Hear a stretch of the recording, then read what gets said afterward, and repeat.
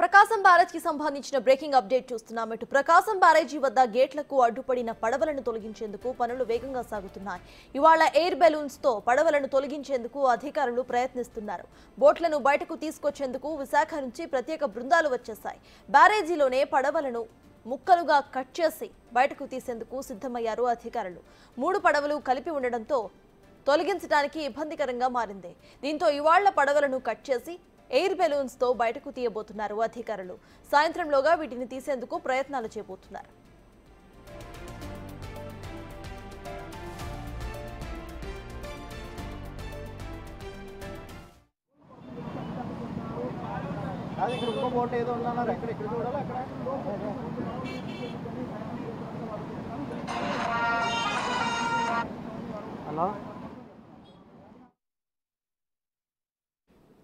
ఇటు గతంలో పులిచింతల ప్రాజెక్టులో కూడా మునిగిపోయిన బోట్లు తీయటానికి ఏ విధంగా అయితే లోపలకు వెళ్లి మరీ బోట్స్ ను కట్ చేసి తీశారో అదే టెక్నాలజీతో బ్యారేజీలో ఉన్న బోట్లను కూడా కట్ చేసి వాటిని తీయబోతున్నారు.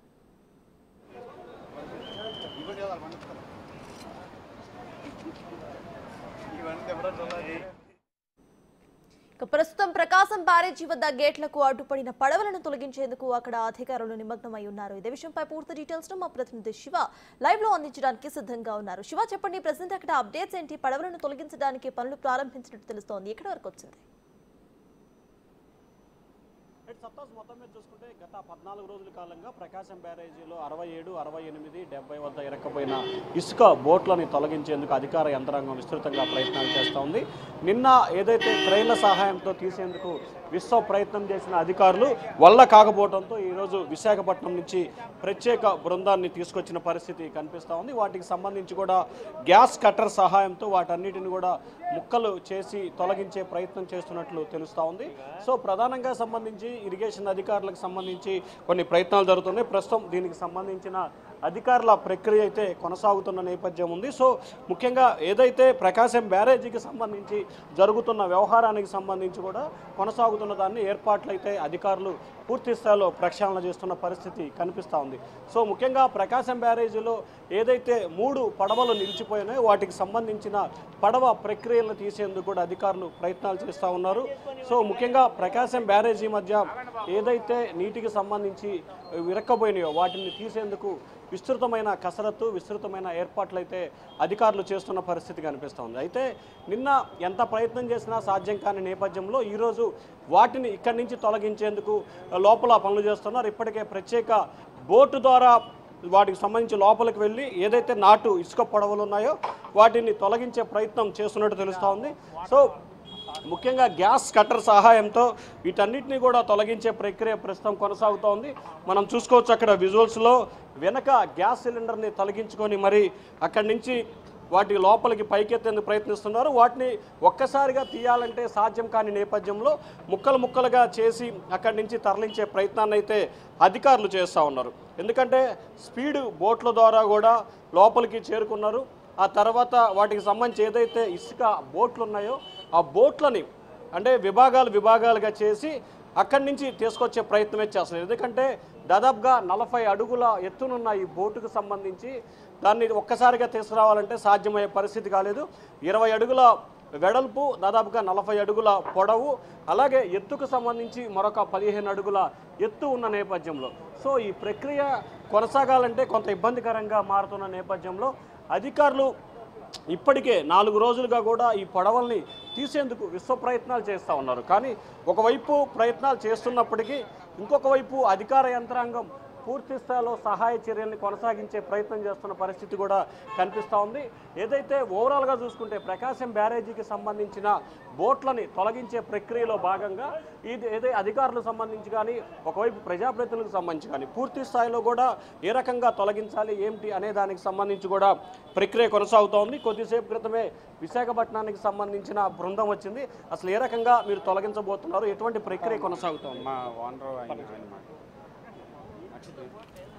లేదు సార్, బికేఎం వాళ్ళు చెప్తారు. బికేఎం కంపెనీ వాళ్ళు చెప్తారు. ఇప్పుడు సో ఇది సార్ మీరు చెప్పండి, అంటే ఈ ప్రక్రియ ఎలా కొనసాగబోతోంది, ఏ రకమైన ప్రక్రియ సాధ్యమవుతుంది? ఇప్పటివరకు ఇంకా దాన్ని పరిశీలన జరుగుతూ ఉందండి. ఎక్కడెక్కడ ఏ ప్రాబ్లం ఉన్నాయో ఆ ప్రాబ్లమ్స్ అయిన తర్వాత ఏ విధంగా చేయాలనేది మేము ఆలోచించి దాన్ని బట్టి ప్లాన్ చేస్తాం వాళ్ళు పైకి వచ్చిన తర్వాత. అది ప్రస్తుతానికి ఉన్న అంటే ఇప్పుడు మొత్తం నిన్న కూడా క్రెయిన్ల సహకారంతో చేశారు. ఈరోజు విశాఖపట్నంలో స్పీడ్ బోట్లు ఈ టీం వచ్చింది కదా, సో ఈ ప్రక్రియ ఎలా సాగుతుంది?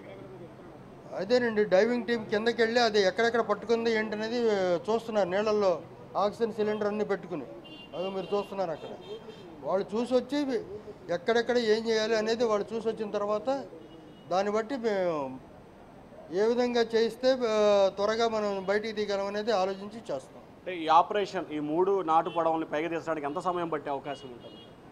వీలైనంత త్వరగా. మేము ఇంకా అంతకంటే ఏమీ చెప్పలేము. అది కట్ చేయడానికి ఎంత టైం పడుతుందంటే మొదలుపెట్టి కట్ చేయాలి. కట్ చేసిన తర్వాత దాన్ని బట్టి పీసెస్ తీయటం అనేది అది కూడా మళ్ళీ అట్లా లాక్కోవాలి వెనక్కి. ఆ టైం అది చూసుకుని దాన్ని బట్టి పే చేస్తాం. సో ఇది మొత్తం మీద ఏదైతే ఇసుక బోట్లు ఉన్నాయో ఆ బోట్ల తొలగింపు ప్రక్రియని కొనసాగుతుంది. పూర్తిగా ఏదైతే 3 బోట్లు ఉన్నాయో ఒక్కసారిగా నిన్నైతే క్రెయిన్ల సహకారంతో కిందకి పంపించడానికి ప్రయత్నాలు చేశారు. అది సాధ్యం కాలేదు. తర్వాత పైకి భారీ క్రెయిన్ల సహకారంతో బయటికి తీసుకొచ్చే ప్రయత్నం మరొకసారి చేశారు. అది కూడా సాధ్యం కాని పరిస్థితి. సో ఇక ఈ 2 కాని నేపథ్యంలో తాజాగా ఈరోజు విశాఖపట్నం నుంచి ఒక బృందం వచ్చింది. ఆ బృందం పూర్తి స్థాయిలో దీనికి సంబంధించి కొన్ని కార్యక్రమాల రూపకల్పన చేసింది. ఏంటంటే వాళ్ళు ముక్తంగా దాదాపుగా 15 మందితో కూడుకున్న ఈ బృందం గ్యాస్ కట్టర్ల ద్వారా, అంటే గ్యాస్ సిలిండర్ ద్వారా కట్టర్ల ద్వారా పైపులను వినియోగించి మొత్తం ఏదైతే పడవలు ఉన్నాయో 3 పడవల్ని ఒక్కొక్క పడవని కూడా ముక్కలుగా డివైడ్ చేసి ఆ వాటి సామాగ్రిని మళ్ళీ క్రెయిన్ సహాయంతో పైకి తీసుకొచ్చే ప్రయత్నం. వాస్తవానికి ముందుగా అనుకున్న ప్రకారం అయితే వాటిని దిగువ ప్రాంతానికి వదలాలని చెప్పి ఫస్ట్ అనుకున్నారు, కానీ అది సాధ్యం కాలేదు. ఆ తర్వాత బయటకు తీయాలని చెప్పి ప్రయత్నం చేశారు, అది సాధ్యం కాలేదు. కానీ ఓవరాల్గా చూసుకుంటే ఇప్పటికి మాత్రం ఇంకా పూర్తి స్థాయిలో దాని వెనక పడవలు ఏదైతే పొడవు ఉందో 30 నుంచి 40 అడుగులు ఉన్న పొడవ, 20 అడుగుల వెడల్పు, 15 అడుగుల ఎత్తులో ఉన్న దీన్ని పార్ట్లుగా విభజించి బయటికి తీయాలనేది ఇరిగేషన్ శాఖ అధికారుల ప్రయత్నంగా కనిపిస్తూ ఉంది. ఇప్పటికే విశాఖపట్నం నుంచి ప్రత్యేకంగా 15 మందితో కూడుకున్న స్పీడ్ బోట్ల బృందం ఇక్కడికి వచ్చి వారి కార్యకలాపాలని వారి వ్యవహారాలని కొనసాగిస్తున్నారు. అయితే ఈ ప్రక్రియ మొత్తం పూర్తి అవ్వడానికి దాదాపుగా 2 రోజుల పాటు సమయం పడుతుందని చెప్పి కూడా అధికారులు అయితే ప్రాథమికంగా ఒక అంచనాకు రావడం జరిగింది. సో ఈరోజు సాయంకాలానికి కానీ రేపటికి కానీ ఒక పడవ డిజమాయిష్ అవుతుంది. ఆ తర్వాత రేపు సాయంత్రానికి పూర్తి స్థాయిలో ఈ ప్రక్రియ అయితే పూర్తయ్యే అవకాశాలు అయితే కనిపిస్తా ఉన్నాయి. సత్తాజ్. Right, thank you Shiva.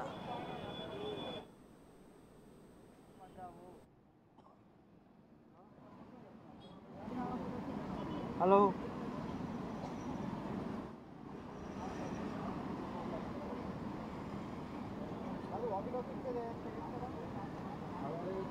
Hello.